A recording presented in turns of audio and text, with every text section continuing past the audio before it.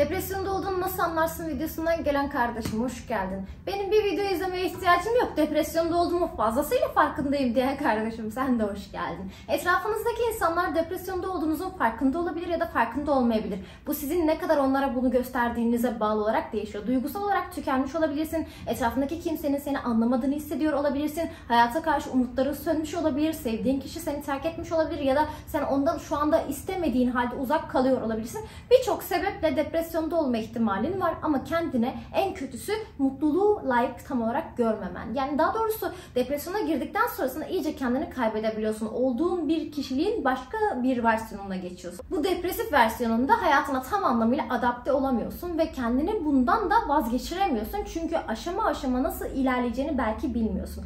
Ben de majör depresyon yaşayan bir insan olarak depresyon yaşamaya başladığım süreçlerde bunu nasıl atlatacağımı bilmiyordum ve bu çok uzun süreçli olarak sürüyordu ve en kötüsü de havaya bağlı olarak değişen depresyon süreçlerim. Ben ciddi anlamda uzun süreçli depresyonlar yaşayabilen bir insanım. O yüzden sizin halinizden en iyi ben anlarım ve ben bu süreç içerisinde nasıl bundan kurtulabiliyorum ki bu ağır bir depresyon. Hava durumuna göre bile değişebilen bir modum var. Ne yazık ki çok uzun süreçli bir depresyon mantığındadır bu. Ben bundan nasıl kurtuluyorum? Bunun tekniğinden size de bahsedeceğim. Genel kategoride iki çeşit depresyon çeşidi var. Birisi majör, birisi minör. Yani bir tanesi çok uzun süreçli yaşanılan depresyonlar, minör ise daha da kısa süreçli olarak yaşanılan depresyonlar. Bunları çok araştırdım çünkü kendim çok yaşadığım için ama zaman içerisinde bunu nasıl atlatmam gerektiğinin farkına vardım ve kendime bir rota belirledim arkadaşlar. Bazen bilerek depresyona giriyorum çünkü ruhum buna ihtiyaç duyuyor. Depresyonun çok kötü bir şey olduğunu da düşünmüyorum. Sadece bunun yeterli miktarda olması gerektiğini, yani 3 günden daha fazla depresyon yaşanılmaması gerektiğini, bunun hayatımıza ciddi anlamda zarar verdiğini ve çevremizdeki insanlarla diyaloglarımıza, kendi işimize, maddiyatımıza,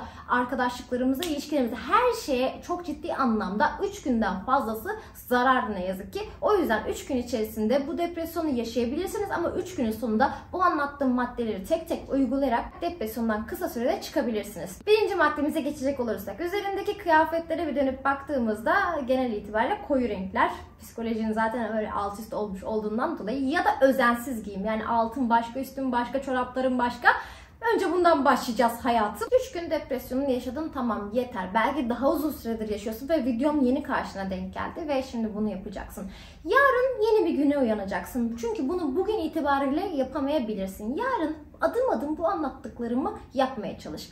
Güzel bir güne uyan yarın sabah. Şu anda üstündeki kıyafetler ya da giyim tarzın çok alakasız olabilir ve özellikle koyu renkler tercih ediyor olabilirsin. Ama yarın böyle başlamıyoruz güne. Güne erkenden güzel bir şekilde uyanıyoruz. Yani uyanmayı sevdiğin bir saatte uyanıyorsun. Sonrasında hemen bir duş almaya gidiyorsun. Duşun çok sıcak olmaması lazım. Normal ılık bir derecede. Çünkü sıcak olunca yine mayışacaksın, yine uykun gelecek. Lütfen daha fazla uyumamak için diren. Canım kardeşim, özellikle ılık dene. Eğer yapabiliyorsan soğuk dene. Çünkü vücudun daha hızlı bir şekilde uyanır ama kesinlikle sıcak suda yıkanmak yok, yasak. Çünkü tekrardan uykun gelecek ve bu sana iyi gelmeyecek. Gün içerisinde tekrardan uyumayacağız arkadaşlar. Depresyondan çıkmak istiyorsanız bakın bu kural çok önemli. Duşumuzu aldık, böyle güzel güzel koktuk, yani duştan çıktık. Yüzüne bak, yüzüne güzel bir bakım uyguluyorsun, tamam mı canım? Ondan sonrası bakımı uyguladığın, daha iyi hissediyorsun. Sonrasında güzel bir kahvaltı yapıyorsun. Yok ben kahvaltı yapmam, yok ben öyle yapmam, böyle yapmam demeyin bana. Bayağı bildiğin o depresyondan çıkmak istediğin gün güzel bir kahvaltı yapacaksın. Böyle karnında doyacak, kendini daha iyi hissedeceksin, ferahlamış hissedeceksin ve duştayken de şunu düşün. Üzerine su geldikçe sanki senin üzerindeki o kötü düşünceler, kafanın içindeki o kötü düşünceler vücudundan akıyor gidiyor. Yani su terapisi gerçekten çok önemlidir. Hatta bazı psikolojik tedavilerde arkadaşlar su tedavisi ya da buz tedavisi kullanılır. Yani suyun içimizdeki o kötü enerjiyi alıp götürdüğüne dair bazı bulgular zaten var.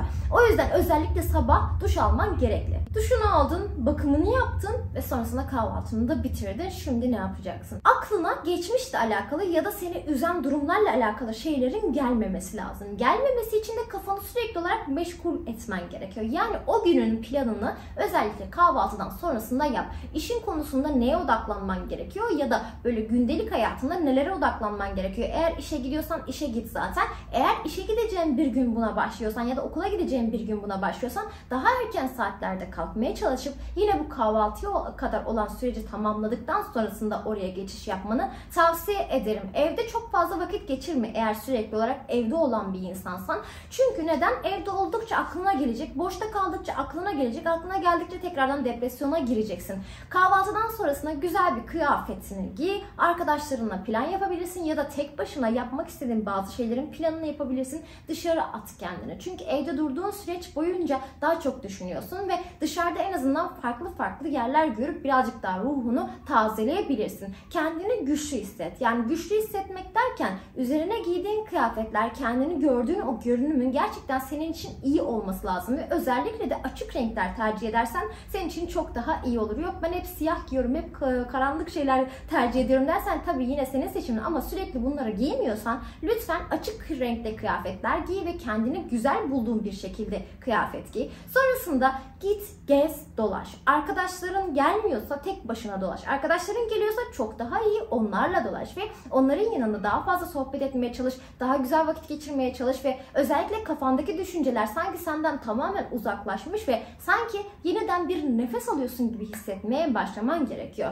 Evet, gün içerisinde bu aktiviteleri yaptık ya da böyle bir kursun var oraya gittin ya da başlamak istediğin bir kurs var oraya yazılabiliyorsan keşke yazılsan. Yani uzun zamandır aklımdaydı bir türlü gidemedim, bir türlü nasip olmadı ya da spor salonuna yazılmak istiyorsun, yazılamadın. Bugün yazılacağım. Yani depresyondan çıkmak istediğin o gün yazıl. Çünkü o gün yapmak istediğin ama bunca zaman problemlerin yüzünden yapamadığın şeyleri yapmaya çalış. Çünkü istediğin şeyleri o kadar çok ertelediğinden dolayı belki de bu kadar bu problemlerin üzerine gidiyorsun ve kendini gitgide daha kötü hissediyorsun. Yok hiçbir şey, enerjim yok, bir şekilde kendimi toparlayamıyorum diyorsan zaten sen depresyondan çıkmak istemiyorsun demektir. Ona bir çaremiz yok ama depresyondan çıkmak isteyen insan bu dediklerimi süresince bunları yaparsa gerçekten gün içerisinde üzerindeki o depresif ruh halinin uzaklaştığını hissetmeye başlayacaktır. Daha sonrasında ne yapacağız peki? Arkadaşlarımızdan ayrıldık. Sonrasında işte eve geldik. Evde yemeğimizi kendimiz hazırlayabiliyorsak çok daha iyi olur. Yani çünkü o an ona odaklanırsın, kafandan dağılır. Yani eve geldiğinde de boş durma hayatım. Kitap mı okumak istiyorsun? Oku. Dizi mi izlemek istiyorsun? İzle. Ya da yemek yapma. Bunları gerçekleştir çünkü kafanda düşünceler ne zaman gelirsen boş durduğunda ya da böyle durduk yere bir şeylere odaklandığında işte yok eski sevgilinle fotoğraflarına baktığında işte o ne yapıyor diye stalkladığında bir kere stalklamayı bırak, tamam mı? Eğer birisi yüzünden depresyona girdiysen stalklamayı komple bırakman gerekiyor. Çünkü depresyondan çıkacaksın. Güçlü bir insan olacaksın ki onu pişman edeceksin. Yoksa bu halde düşünsene, dön bak bir kendine, yani depresif moddasın, böyle ezilmiş, büzülmüşsün, olmadığın bir insana dönüşmüşsün. Dönüp onun pişman olmasını mı bekliyorsun mesela? Yani senin en güçsüz halini de görüyor. Yani nasıl pişman olsun? Senin güçlenmen lazım. Ruhunu tekrardan ayağa kaldır. Anlatabiliyor muyum? Anka kuşu küllerinden doğar ya. Senin de küllerinden doğmam lazım. Ve ben hep bunu düşünürüm. Her depresyona girdiğimde benim anka kuşu gibiyim. Ben küllerimden defalarca doğdum. Bu sefer de doğarım. Yani anlayacağınız, üzerinize ne kadar büyük ağırlıklar olmuş olsa da, ne kadar hayati ciddi problemler olmuş olsa da bu şekilde gündelik hayatınızı devam ettirdikten sonrasında gitgide üzerinizde bir toparlanma olduğunu fark edeceksiniz zaten. Olabildiğince boş kalmayarak, başka şeyleri düşünmeyerek ve sadece gün içerisinde yapacağınız şeylere odaklanarak zaten fazlasıyla ruhunuzda bir hafifleme hissedeceksiniz. Gelecekle alakalı kaygılarınız olabilir ve eğer ciddi kaygılarınız varsa geleceği çok fazla düşünmemeye çalışın. Çünkü bu kadar geleceğe düşünüyorsunuz ama belki de hani senin son 2 günün, 3 günün, anladın mı, hayatta bilemezsin. Ben de bilemem. O yüzden çok aşırı gelecek odaklı olduğunda da kendini mutsuzlaştırıyorsun. Bu kadar bunu yapma. Sen şimdi şu anını yaşayabildiğin kadarsın ve şu anına bak. Dön şu anına bak. Sen şu an bu hayatta şu anki kadarsın yani. Hani bunu mu hak ediyorsun yoksa çok daha iyi bir hayatı mı hak ediyorsun? Daha iyi bir hayatı hak ediyorum. Ben daha iyi yerlerde olmalıyım. Daha iyi insanlarla muhatap olmalıyım diyorsan eğer bunun için çaba göstermen lazım. Çaba için enerjiye ihtiyacın lazım. Enerji için depresyondan bir an önce çıkman lazım. Çünkü bunu ne kadar uzatırsan hayatından o kadar çok gün götürüyorsun ve gitgide sana daha fazla büyük bir zararla gelmeye devam ediyor ve ruhen bir süre sonrasında sönmeye başlayacaksın. Diyeceksin ki ben nasıl bu hale geldim? Hani Çünkü sen depresyonu çok uzun tuttun. Yani 3 gün yaşayabilecekken sen gittin 3 ay yaşadın. 3 ay hayatından gitti yani.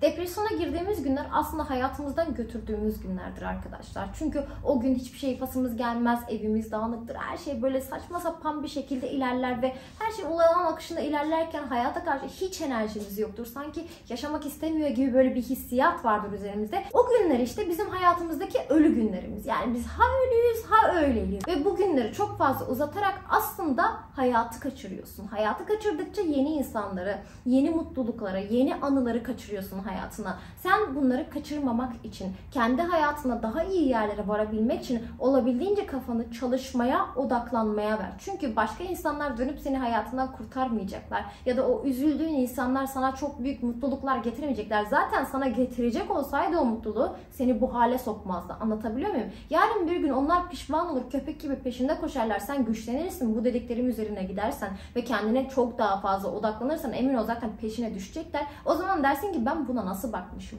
Ben buna nasıl bakmışım diyeceksin. Yani şu anda depresyona sebep olan kişi ya da kişiler ya da hayati ögelerin aslında senin için çok da önemli şeyler olmadığını bir sene kadar sonrasında zaten kendine söyleyeceksin. Yani sen sadece şu an hayatındaki, sınırlı hayatındaki günlerinden günler götürüyorsun yani. Ha böyle ölüsün, ha yaşıyorsun ya arasında bir yerde ve bu gerçekten hiç iyi değil. Bir an önce bu psikolojiden çıkman lazım. Eğer bir gün böyle atlattın, kendini çok ferahlamış hissettin, tam uyumak üzereyken yine aklına geldi. O zaman ne yapacaksın? Kitap oku, resim yap.